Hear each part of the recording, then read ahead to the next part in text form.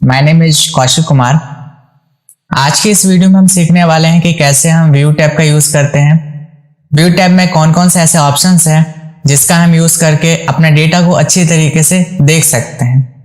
तो व्यू का मतलब सीधा सीधा है कि व्यू मतलब अपने शीट को हम कैसे देखना चाहते हैं, उन सभी चीजों से रिलेटेड है आपका व्यू टैब। तो चलिए स्टार्ट करते हैं आज का टॉपिक। तो सबसे पहले आपको अपना एक्सेल स्टार्ट कर लेना है। एक्सेल में देखिए सबसे पहला ऑप्शन है आपका नॉर्मल, जो कि आपको यहां पे दिखता है, ठीक है। इसके बाद है नेक्स्ट ऑप्शन आपका page break. Page break preview पे आप जैसे ही क्लिक करेंगे तो देखिए जहां तक आपका डेटा है सिर्फ उतना ही आपको शीट शो कर रहा है, उसके आगे का शीट नहीं शो कर रहा, ठीक है। इसके बाद है पेज लेआउट। आप जैसे ही पेज लेआउट पे क्लिक करेंगे तो ये देखिए इस तरीके से अलग अलग पेजेस डिवाइड हो जाएंगे, और जूम आउट कीजिए तो और अच्छे से आपको व्यू शो करेगा कि ये डेटा फर्स्ट शीट पे इतना आ रहा है, इसके आगे शीट पे आगे जा रहा है। मतलब फर्स्ट शीट का डेटा यहाँ पे है, सेकंड शीट ये, थर्ड शीट, फोर्थ, इस तरीके से शीट्स डिवाइड हो चुके हैं, ठीक है। इसके बाद वापस इसको नॉर्मल कर लीजिए। क्लियर। इसके बाद आपका नेक्स्ट ऑप्शन है कस्टम व्यू, और ये जो ग्रुप हम पढ़ रहे हैं वो कौन सा ग्रुप पढ़ रहे हैं? Workbook views. तो वर्कबुक को जितने व्यूज से हमने देखा, अभी 3 व्यूज से देखा, और लास्ट हमारा है कस्टम व्यू। तो देखिए कस्टम व्यू क्या होता है, इसको मैं शीट को रीनेम कर देता हूं ताकि क्लियर रहे कि हम क्या सीख रहे हैं। कस्टम व्यू, ठीक है। तो देखिए कस्टम व्यू क्या होता है कि अगर आपके पास कोई डेटा है और उस डेटा में से चाहते हैं कि एक स्पेसिफिक ग्रुप बना दिया जाए और उसका नाम रख दिया जाए कि ये अगर हम नाम चूज करें तो सिर्फ उतना ही डेटा शो हो, और अगर हम ये नाम चूज करें तो ये ही इतना ही डेटा शो करे, ठीक है। तो कैसे होगा देखिए, सबसे पहले आपको नामों को क्या करना पड़ेगा, मतलब डेटा पहले आपको शॉर्टिंग करनी पड़ेगी ताकि एक सीक्वेंस में डेटा आ जाए, ठीक है।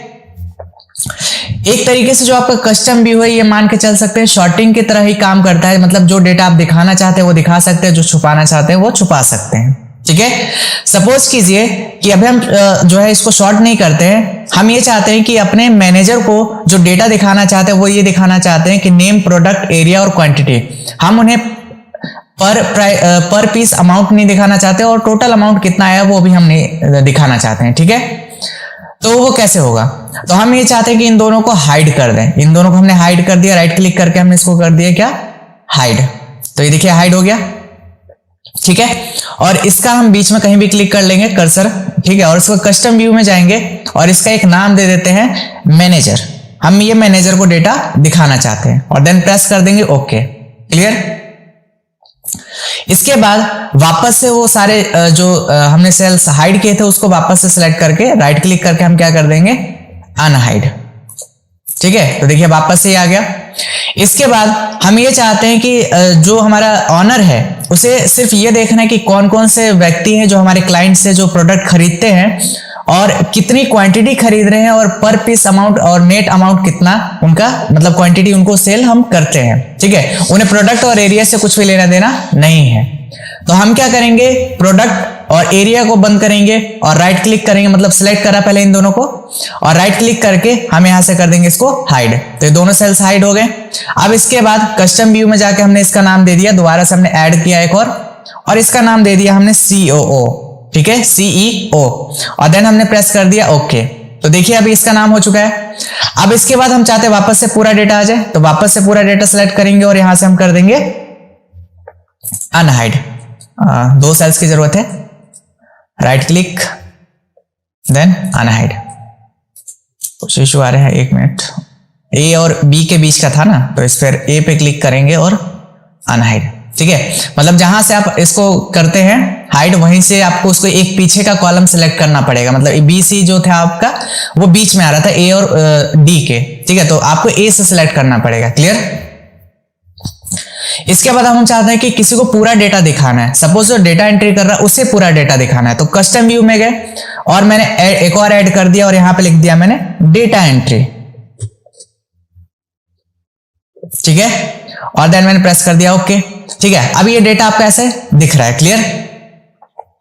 अब हम क्या चाहते हैं कि मैनेजर को डेटा दिखाना चाहते हैं। तो मैनेजर का डेटा क्या था, जिसमें सिर्फ उन्हें क्या मतलब था, वो देखो, आपको पता चल जाएगा। कस्टम व्यू में जाओ और सिर्फ आपने मैनेजर पे क्लिक किया और आपने कर दिया शो पे क्लिक। तो मैनेजर को सिर्फ किससे मतलब था, नेम, प्रोडक्ट, एरिया और क्वांटिटी, उनको पर पीस अमाउंट कितना था और टोटल अमाउंट कितना आ रहा था उनसे मतलब नहीं था। तो ये देखिए सिर्फ मैनेजर का जो आपने कस्टम व्यू सेट किया था वही डेटा इसमें आ रहा है। अब दूसरा भी देख लीजिए, आपको डेटा एंट्री का में क्या था, पूरा डेटा शो करे, तो डेटा एंट्री को चूज कीजिए और उसके बाद शो पे क्लिक कर दीजिए। तो देखिए अब पूरा डेटा इसमें शो हो गया। कस्टम व्यू में फिर से गए और मैनेजर को क्या देखना था, सीईओ को क्या देखना था, सिर्फ नेम और क्वांटिटी और अमाउंट, सिर्फ यही देखना था। देन प्रेस कर दीजिए शो पे। तो ये देखिए यहाँ पे नेम, क्वांटिटी और अमाउंट जो आपने सेट किया था वही इसमें शो कर रहा है। कस्टम व्यू मतलब कस्टमाइज तरीके से जो भी आपको दिखाना है वो आप यहां से डेटा दिखा सकते हैं। तो उम्मीद है आपको कस्टम व्यू भी क्लियर हुआ होगा। ठीक है, इसके बाद हमने वर्कबुक व्यूज देख लिए, सारे ऑप्शंस क्लियर हो गए। अब नेक्स्ट ऑप्शन है आपका शो। आप इस सीट में क्या क्या शो करवाना चाहते हैं। व्यू टैब में हम जो अभी नेक्स्ट ऑप्शन पढ़ रहे हैं वो पढ़ रहे हैं शो। तो शो में आप क्या क्या शो करवाना चाहते हैं, शीट में क्या क्या शो करवाना चाहते हैं। सपोज ग्रिड लाइंस, यहाँ पे जो लाइनिंग्स आ रही है ये तो हमने बॉर्डर लगाया है, जो ब्लैक कलर में आपको शो कर रही है बॉर्डर लगा हुआ है, लेकिन इधर के जो इसमें है लाइनिंग्स जो आ रही है इसे ग्रिड लाइंस बोलते हैं। तो अगर आप इसको बंद करना चाहते हैं तो इस पर क्लिक कर दीजिए, देखिए ग्रिड लाइंस हट गए। और अगर वापस से शो करवाना चाहते हैं तो इस पर क्लिक कर दीजिए, वापस से ग्रिड लाइंस आ जाएंगे। ठीक है, इसके बाद होता है हेडिंग्स। ये जो आप देखते हैं ABCD और इधर जो 1 2 3 4 देख रहे हैं ये सारी हेडिंग्स है। ये कॉलम हेडिंग कहलाती है, रो हेडिंग्स कहलाती है। तो अगर आप इसको हटाना चाहते हैं तो इस पर क्लिक कर दीजिए, देखिए बंद हो जाएगा। और वापस से शो करवाना चाहते हैं तो इस पर क्लिक कर दीजिए, शो हो जाएगा। इसके बाद है फॉर्मूला बार। अगर आप ये जो फॉर्मूला बार देख रहे हैं ये FX जो होता है इसे फॉर्मूला बार कहते हैं, जो कि मैंने फर्स्ट वीडियो में आपको इंट्रो जब दिया था एक्सेल का तो उसमें बताया था। ठीक है, तो अगर आप इसको बंद करना चाहते हैं तो फॉर्मूला बार पे क्लिक कर दीजिए, बंद हो जाएगा। और वापस से चालू करने के लिए इस पे क्लिक कर दीजिए, चालू हो जाएगा। ठीक है, इसके बाद नेक्स्ट ऑप्शन है जूम। आप कितना % जूम करना चाहते हैं इस पे क्लिक कीजिए, फिर ये पूछेगा कितना % जूम करना है। ठीक है, और अगर आप चाहते हैं कस्टम, आप खुद से कितना % करना चाहते हैं, 5%, 2%, 3%, जितना भी % आप इसको जूम करना चाहते हैं वो परसेंटेज आप इसमें लिखिए, देन प्रेस कर दीजिए ओके। सपोज अगर आपको 200 आपको करना है जूम तो इसको क्लिक कीजिए और देन प्रेस कर दीजिए ओके। तो देखिए 200 ये जूम हो गया, जो कि यहाँ पे भी आपको शो हो रहा है। ठीक है, अभी यहां से आपने 200% चूज तो कर लिया और यहां पे आ भी गया, लेकिन हम क्या चाहते हैं वापस से 100% करना। तो यहां से अगर करने में प्रॉब्लम हो रही है, आपको 100% नहीं हो पाता है, तो आप यहां पे देखिए एक ऑप्शन दिया है 100%, इस पे क्लिक कर दीजिए। देखिए बाय डिफॉल्ट जो 100% था वो ऐसे ही हो गया। ठीक है, इसके बाद है जूम टू सिलेक्शन। इसका काम ये होता है कि जितना एरिया आप सिलेक्ट करेंगे सिर्फ उतना ही एरिया आपको जूम में दिखाएगा, बाकी एरिया नहीं दिखाएगा। ठीक है, तो आपने इतना एरिया सिलेक्ट किया और जूम टू सिलेक्शन पे क्लिक कर दीजिए। देखिए जितना आपने एरिया सिलेक्ट किया था वो एरिया आपको जूम में दिख रहा है। ठीक है, होता तो पूरा शीट ही हमारा जूम हो जाता है, लेकिन आपने जो एरिया सिलेक्ट किया पहले उसको आपको दिखाएगा अच्छे तरीके से जूम करके। क्लियर, वापस इसको 100% कर देते हैं। इसके बाद नेक्स्ट ऑप्शन है न्यू विंडो। न्यू विंडो का काम क्या होता है कि अगर आपको सेम ऐसी ही न्यू विंडो खोलनी है, जितनी इसमें शीट्स है, जितने इसमें डेटा है, सारा ऐसा ही एक्यूरेट आपको इसकी कॉपी समझ सकते हैं कि न्यू विंडो स्टार्ट करनी है, तो आप न्यू विंडो पे क्लिक कीजिए। देखेंगे आप नीचे 2 विंडो खुल चुकी है, 1 2। ठीक है, और इसके बाद अरेंज ऑल है। इसका नेक्स्ट ऑप्शन क्या है आपका, अरेंज ऑल। अभी ये जो हम पढ़ रहे हैं विंडोज ग्रुप पढ़ रहे हैं। ठीक है, तो अरेंज ऑल का काम क्या होता है कि अगर आप चाहते हैं कि जितने भी विंडोज खुले हैं सभी विंडोज को अरेंज करना चाहते हैं वर्टिकल या हॉरिजॉन्टल, वो पूछेगा आपसे कि कैसे आप देखना चाहते हैं। तो जैसे ही आप अरेंज ऑल पे क्लिक करेंगे तो देखिए यहाँ पे पूछ रहा है आपसे कि आप इसको हॉरिजॉन्टली देखना चाहते हैं, वर्टिकली देखना चाहते हैं, या कैस्केड कैसे देखना चाहते हैं। ठीक है, तो सपोज अभी हम इसको ले लेते हैं हॉरिजॉन्टल या वर्टिकल। ठीक है, आपको जैसे भी देखना है। तो सपोज अगर आपने हॉरिजॉन्टल लिया और देन प्रेस कर दिया ओके, तो ये देखिए हॉरिजॉन्टली आपको दोनों शीट्स यहाँ पे खुल चुकी है। जो दोनों विंडोज थी वो ऊपर और एक नीचे यहाँ पे खुल गया। यहाँ पे देखिए मार्कशीट XLX1 के नाम से है और यहाँ पे 2 के नाम से है, तो दोनों विंडोज खुल चुकी है। अब जिसको बड़ा करके देखना आप यहाँ से बड़ा कर सकते हैं। तो न्यू विंडो का काम सिर्फ यही होता है कि सेम ऐसे ही न्यू विंडो ओपन करके दे देता है।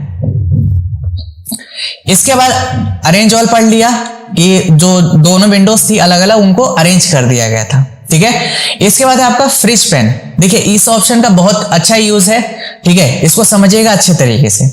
देखिए क्या होता है कि जैसे हमारे पास ये डेटा बना हुआ है, जब हम स्क्रॉल डाउन करते हैं, जैसे सपोज मुझे नीचे का कुछ डेटा देखना है, तो हमारी हेडिंग्स छुप जा रही है। ये जो हेडिंग्स है वो छुप जा रही है। जब मैं स्क्रॉल डाउन कर रहा हूं तो देखिए हेडिंग्स जो है मेरी, वो ये वाली हेडिंग्स छुप जा रही है। लेकिन मैं क्या चाहता हूं कि मेरी जो हेडिंग्स है वो ना छुपे, जब मैं स्क्रॉल डाउन करूं तो ये हेडिंग्स शो होती रहे। क्लियर? तो उसके लिए क्या करना है, इसका एक लिमिटेशन है फ्रिज पेन का, वो भी ध्यान में रखिएगा कि जब भी जोन सा भी कॉलम या रो आपको फिक्स करना है, फ्रीज करना है, तो उसके एक जस्ट नीचे वाला कॉलम आपको सिलेक्ट करना होता है। ठीक है, तो सपोज आपको यहां से इसको फिक्स करना है, मतलब नेम वाला कॉलम करना है, तो उसका जस्ट नीचे वाला कॉलम लेंगे, ना कि नेम वाला कॉलम सिलेक्ट करेंगे। ठीक है, तो नेम वाला कॉलम अगर आपको फिक्स करना है, फ्रीज करना है, तो उसका जस्ट नीचे वाला एक कॉलम सिलेक्ट करना है और इसका फ्रिज पेन पे क्लिक करना है और इसको कर दीजिए फ्रिज पेन, पहला वाला जो ऑप्शन है उस पर क्लिक कर दीजिए। ठीक है, और अब देखेंगे क्या कि जब आप नीचे कर रहे हैं तो सिर्फ हेडिंग्स आपकी देखिए शो कर रही है, बाकी डेटा ऊपर जा रहा है। देख रहे हैं, फिक्स हो गया, समझ में आया? तो वापस इसको नॉर्मल करने के वापस से 5 पे क्लिक कीजिए और वापस से फ्रिज पेन पे क्लिक कीजिए और यहां से क्या कर दीजिए, अनफ्रिज। तो वापस से डेटा देखिए वैसे हो गया जैसे पहले था। ठीक है, तो जो फ्रिज पेन में जो पहला वाला ऑप्शन है ना, उस ऑप्शन का अलग यूज भी है। ठीक है, उससे पहले ये वाला पढ़ लेते हैं, फ्रिज टॉप रो। अगर आप चाहते हैं कि टॉप रो ही क्या हो, फ्रीज हो, तो आप जैसे इस पे क्लिक करेंगे तो सिर्फ टॉप रो फ्रीज होगा, मतलब सबसे पहला वाला फ्रीज हो जाएगा। ठीक है, अगर आप कर्सर को सिलेक्ट भी करेंगे तो उससे भी कोई इसको इफेक्ट नहीं पड़ता है, वो सिर्फ टॉप रो को ही फ्रीज करता है। क्लियर? वापस से इसको अनफ्रीज कर दीजिए, वापस से ये अनफ्रीज हो जाएगा। ठीक है, और इसके बाद है फर्स्ट कॉलम, सिर्फ ये फर्स्ट कॉलम को फ्रीज करेगा और किसी को फ्रीज नहीं करेगा। ठीक है, अब इसके सेकंड कंडीशन की तरफ चलते हैं कि सपोज अभी तो इसमें देखा आपने कि जब हम स्क्रॉल डाउन कर रहे थे तो हेडिंग हमें शो कर रही थी, लेकिन अगर हम स्क्रॉल राइट हैंड साइड करें तो राइट हैंड साइड करते ही फिर हमारा नाम गायब हो जा रहा है। लेकिन हम क्या चाहते हैं कि नाम शो होता रहे और ये हेडिंग्स जो है अंदर चले जाए। ठीक है, या फिर हमें सपोज कि बाकियों का डेटा देखना है, इधर का डेटा देखना है, बट ये वाला हम चाहते हैं कि फिक्स रहे। ये वाला अगर हम आगे स्क्रॉल करें तो ये छुपना नहीं चाहिए। तो आप यहां पे क्लिक कर लीजिए कहीं भी बीच में। ठीक है, जहां पे क्लिक करेंगे वहां से इसको ये फ्रीज कर देगा। सपोज मैंने यहां पे किया और मैं चला गया फ्रीज पेन में और पहला वाला जो ऑप्शन है इस पे मैंने क्लिक कर दिया, तो आप देखेंगे क्या कि जब आप स्क्रॉल डाउन कर रहे हैं तो हेडिंग्स तो शो हो रही है, प्लस एक व्यक्ति का नाम भी है जो वो यहाँ पे प्रॉपर जो शो कर रहा है, क्योंकि हमने जस्ट नीचे वाला लिया था इस वजह से। ठीक है, अब यहाँ पे मैं क्या कर रहा हूं कि स्क्रॉल राइट हैंड साइड कर रहा हूं, तो देखिए अभी भी मेरा नेम शो कर रहा है, बस ये सब्जेक्ट्स जो है वो अंदर चले जा रहे हैं। ठीक है, तो अगर आप चाहते हैं कि कोई फर्स्ट कॉलम भी हमें शो होता रहे तो वो भी आप इस तरीके से कर सकते हैं। एक बार दोबारा से देख लीजिए, वापस से मैं इसको अनफ्रीज करता हूं। आपको कर्सर रखना है जहां से आप इसको चाहते हैं। सपोज अगर आप चाहते हैं ये भी कॉलम शो होता रहे जब हम आगे की तरफ मूव करें, और अगर आप चाहते हैं सिर्फ नेम का कॉलम ही शो करे तो आप यहां पे क्लिक कर लीजिए और क्लिक करने के बाद चले जाइए फ्रिज पेन में और यहां से कर दीजिए फ्रिज पेन। अब देखेंगे क्या कि जब आप स्क्रॉल आगे की तरफ मूव भी करेंगे तो ये देखिए आपका नेम का कॉलम शो होता रहेगा, बाकी डेटा अंदर चला जाएगा। ठीक है, तो इस तरीके से आपका ये ऑप्शन यूज होता है फ्रिज पेन। इसका नेक्स्ट ऑप्शन है आपका स्प्लिट। स्प्लिट का मतलब होता है शीट को दो भागों में बांटना, बट जो शीट है वो सेम रहेगी। ठीक है, तो देखिए कैसे होता है। जैसे आपने कर्सर यहां पे रखा और स्प्लिट पे क्लिक किया तो ये देखिए दो भागों में बट गया। ठीक है, यहां पे ये जो है दो भागों में बट चुका है। ठीक है, जब आप डेटा देखिए स्क्रॉल अप डाउन कर रहे हैं तो देखिए सेम है, जो दोनों डेटा है वो दोनों क्या है, सेम है। नीचे पे क्लिक कीजिए, देखिए दोनों सेम है। बस स्प्लिटिंग का काम होता है कि दो भागों में डिवाइड कर देता है, उसके बाद जो भी एंट्रीज इसमें करेंगे वो ऊपर आएगा और जो ऊपर एंट्रीज करेंगे वो नीचे आएगा। ठीक है, बेसिकली इसका ज्यादा यूज होता नहीं है, लेकिन अगर आप करना चाहें कहीं पे तो इसको यूज कर सकते हैं। ठीक है, तो हम इसको बंद करते हैं। इसका नेक्स्ट ऑप्शन है हाइड। अगर आप इस सीट को हाइड करना चाहते हैं या इस विंडो को हाइड करना चाहते हैं, अभी हम जो पढ़ रहे हैं वो कौन सा पढ़ रहे हैं, विंडो पढ़ रहे हैं ना, तो देखिए जैसे मैंने हाइड पे क्लिक किया तो पूरी विंडो ही हाइड हो गई, सीट हाइड नहीं हुआ, पूरी विंडो हाइड हो जाएगी। ठीक है, और वापस से अनहाइड करने के लिए हमने एक सीट ओपन, मतलब विंडो, एक दो विंडो चालू थी ना, देखिए एक विंडो बंद हो गई। अब वापस से वो विंडो चालू करने के लिए अनहाइड पे क्लिक कीजिए और वो विंडो दिख जाएगी और देन प्रेस कर दीजिए ओके, तो देखेंगे क्या वापस से वो दोनों विंडोज चालू हो गई। क्लियर? ठीक। इसका नेक्स्ट ऑप्शन है आपका व्यू साइड बाय साइड। अब जितने भी नीचे शीट्स मतलब विंडोज खुले होंगे, जितने भी वर्कबुक्स खुले होंगे, उनको अगर आप साइड बाय साइड देखना चाहते हैं, चाहे 6 विंडोज खुली हो, चाहे 6 वर्कबुक्स खुले हो, कितने भी वर्कबुक्स खुले हो, सभी को अगर आप चाहते हैं साइड बाय साइड शो करना, मतलब एक यहाँ पे शो हो, एक यहाँ पे शो हो, एक यहाँ पे शो हो, इस तरीके से आप देखना चाहते हैं, तो अभी 2 विंडोज से तो देखिए कैसे शो करता है। जैसे व्यू साइड बाय साइड पे क्लिक कीजिए, तो हमने जब यहाँ पे किया था अरेंज ऑल, तो उसमें हमने क्या चूज किया था, हॉरिजॉन्टल, तो इस वजह से ये हॉरिजॉन्टल ही शो करेगा। अगर तीसरी विंडो भी होती तो यहाँ पे भी आ जाती है वो, ठीक है। तो देखिए अब दोनों साइड बाय साइड शो कर रहा है। अब मैंने वापस इसको बड़ा कर लिया, अब मुझे वापस से वैसे ही देखना है, हॉरिजॉन्टली वे में देखना है। तो अब वापस से तो view side by side click नहीं कर सकते क्योंकि आपने इसे चालू कर रखा है, तो आप इसे कीजिए रिसेट विंडो पोजीशन, तो देखेंगे क्या वापस से ये दोनों इस तरीके से शो होने लगा, ठीक है। अब इसमें एक और चीज है कि जैसे कि आप स्क्रॉल अप डाउन कर रहे हैं, तो देखिए दोनों शीट का डेटा जो है अप डाउन हो रहा है। हम क्या चाहते हैं कि दोनों शीट का डेटा अप डाउन एक साथ ना हो, ठीक है, दोनों शीट का डेटा एक साथ अप डाउन ना हो। तो उसके लिए क्या करेंगे, हम साइक्रोनस स्क्रॉलिंग को बंद कर दीजिए। उसके बाद देखिए अप डाउन करके सिर्फ एक शीट का डेटा ही अप डाउन हो रहा है। नीचे वाले के अगर करना चाहेंगे तो नीचे वाले शीट पे क्लिक करके कीजिए, तो ये देखिए सिर्फ नीचे वाले का हो रहा है, ऊपर वाले का स्क्रॉल अप डाउन नहीं हो रहा है, ठीक है। तो ये था आपका विंडोज में व्यू साइड बाय साइड के 3 ऑप्शंस, क्लियर। इसके बाद है स्विच विंडो। आपके पास जितने भी विंडोज अगर खुले हों, चाहे जितने भी वर्कबुक्स खुले हों, आप डायरेक्टली सपोज 50 आपने खोल रखे हैं या 40 खोल रखे हैं या 10 खोल रखे हैं, आपको डायरेक्टली 8वें विंडो या फिर 7th विंडो पे जाना है। तो आप क्या करेंगे, स्विच विंडो पे क्लिक कीजिए। सपोज अभी मुझे सेकंड पे जाना, तो सेकंड पे क्लिक कीजिए, देखिए सेकंड पे आप पहुंच गए, आप इसको बड़ा कर लीजिए, ठीक है। तो स्विच विंडो का काम होता है एक विंडो से दूसरे विंडो पे स्विच करना, ठीक है। और लास्ट है हमारा मैक्रोस। देखिए जो ये मैक्रोस है वो बिल्कुल मैं अभी इसमें जो पढ़ा रहा हूं वो बिल्कुल बेसिक बता रहा हूं, ठीक है। अभी हमने आपको पिछले वीडियोस में भी बताया था कि जब हम इसका एडवांस स्टार्ट करेंगे तो उसमें स्पेसिफिक वीडियो बनेगा और वो थोड़ा लंबा भी होगा और बहुत काम का भी यूज होगा उसमें, ठीक है। तो अभी हम जो मैक्रोस पढ़ रहे हैं वो बिल्कुल बेसिक पढ़ रहे हैं, तो इसको ध्यान से समझने की कोशिश कीजिएगा कि मैक्रोस का काम होता क्या है, ठीक है। तो सबसे पहले समझ लीजिए कि मैक्रोस होता क्या है। तो मैक्रोस बेसिकली ये होता है कि अगर आप कोई काम जो है वो बार बार रिपीट करते हैं और बार बार किसी चीज को करने में आपको टाइम लग रहा है और टाइम ज्यादा वेस्ट हो रहा है, तो उस चीज को हम रिकॉर्ड करके रख लेते हैं और रिकॉर्डिंग करने के बाद उसको एक शॉर्टकट की बना देते हैं, जिसकी मदद से वो शॉर्टकट की जब भी आप अप्लाई करेंगे तो जो काम आपने रिकॉर्ड किया था वो उस शॉर्टकट की मदद से तुरंत भर में हो जाएगा। उसके लिए आपको ज्यादा टाइम लगाने की जरूरत नहीं पड़ेगी, क्लियर। तो एक छोटा सा एग्जांपल है जो देखिए आप, मेरे पास एक यहाँ पे मार्कशीट है, ठीक है, और यही सेम मार्कशीट देखिए मैंने यहाँ पे भी रखा है, ठीक है। अब मैं ये चाहता हूं कि इसको थोड़ा डिजाइन करना। अब ये जो मार्कशीट में डिजाइन करूंगा तो इसमें टाइम लगेगा, प्लस फिर मैं सेकंड वाले मार्कशीट को डिजाइन करूंगा। समझ में आ रहा है? देखिए तो जब इसको डिजाइन करूंगा तो पूरा पहले डेटा सेलेक्ट करो, फिर होम में जाओ, फिर यहां से कलर करो, फॉन्ट साइज बढ़ाओ, ये सब मुझे करना पड़ेगा, प्रोसेस करना पड़ेगा। लेकिन मैं ये नहीं चाहता कि मुझे बार बार ये चीज करनी पड़े, ठीक है। तो हम इस काम को क्या करेंगे, रिकॉर्ड करके रख लेंगे और उसको शॉर्टकट की मदद से अप्लाई करेंगे, ठीक है। तो करना कैसे वो देखिए। सबसे पहले आपको चले जाना है व्यू टैब में, और व्यू टैब में जाने के बाद यहाँ पे देखिए मैक्रोस है, इस पे क्लिक कीजिए एरो पे, और इसके बाद नीचे देखिए लिखा है रिकॉर्ड मैक्रो, व्यू मैक्रो और यूज रिलेटिव रिफ्रेश। ये सब हम बाद में एडवांस में समझेंगे।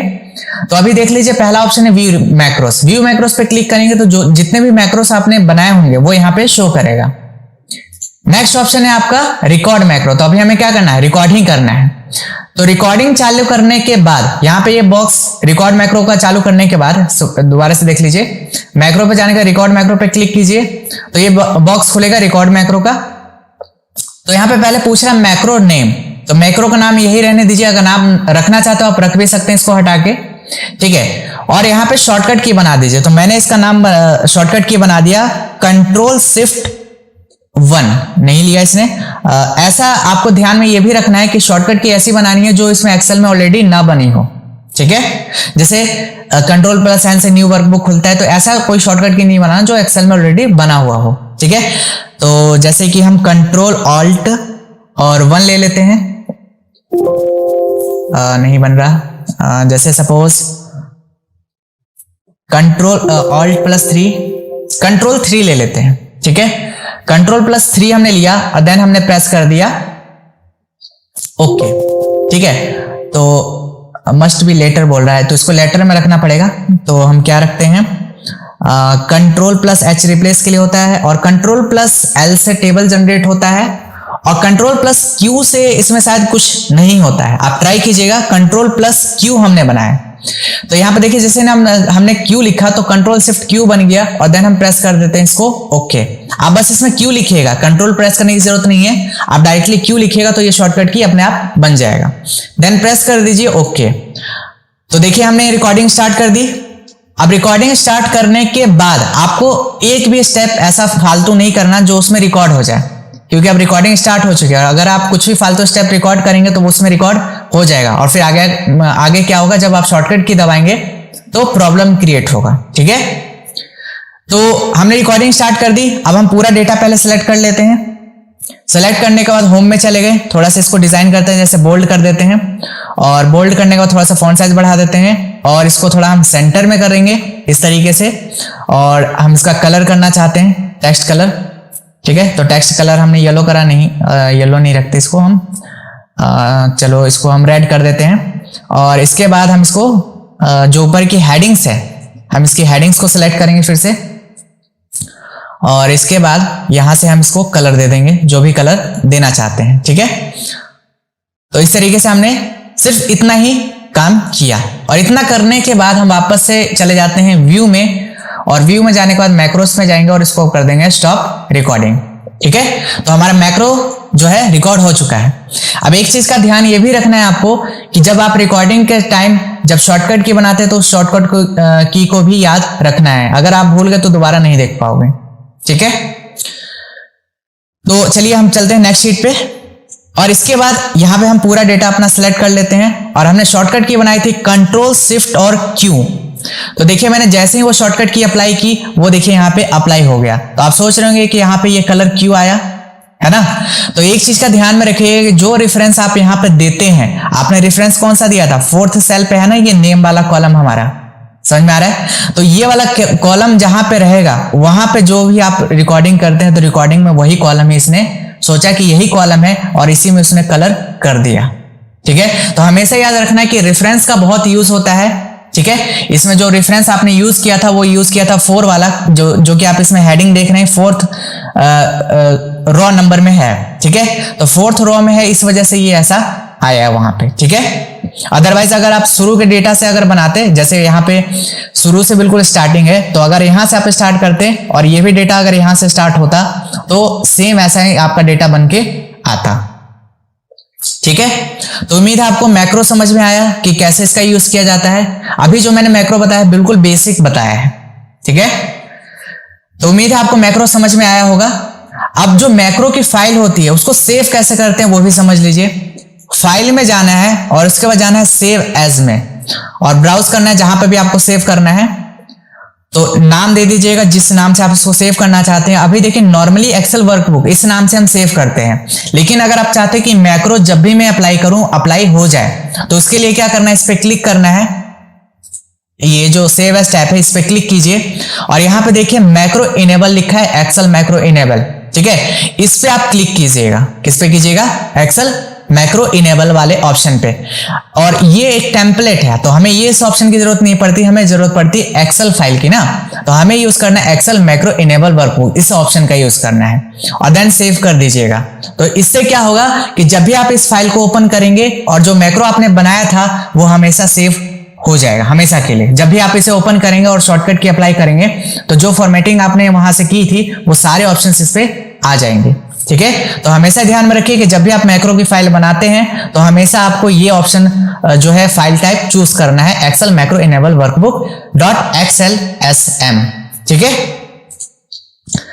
और इसको सेव कर दीजिएगा। ठीक है, तो आपका ये जो है मैक्रो हमेशा वर्क करेगा जब भी आप इस शीट को ओपन करेंगे। ठीक है, तो उम्मीद है आपको home, insert, page layout, formula, data, review और व्यू, ये सारे ऑप्शंस, सारे टैब ऑप्शंस और सारे ग्रुप के ऑप्शंस क्लियर हुए होंगे। अगर फिर भी कुछ भी डाउट रहता है इसमें तो आप हमें कमेंट सेक्शन में पूछ सकते हैं। और अगर आपको वीडियो अच्छी लगी तो इसको लाइक, शेयर एंड कमेंट करना ना भूलें।